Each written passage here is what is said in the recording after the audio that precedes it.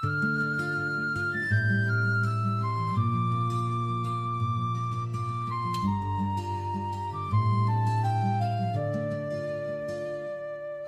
namin, sumasalangit ka, sambahin ang ngalan mo.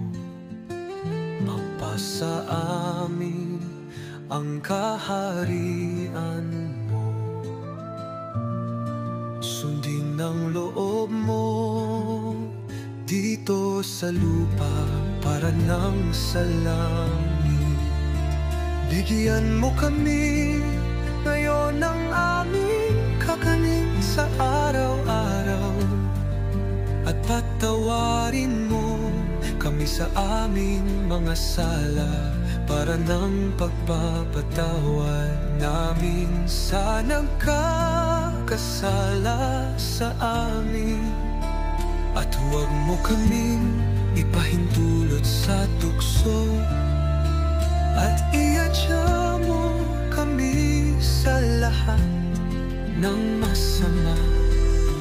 Amen.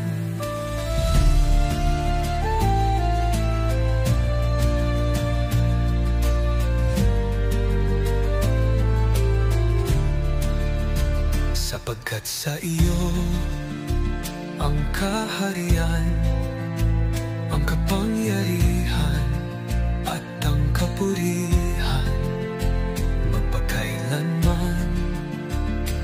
Amen.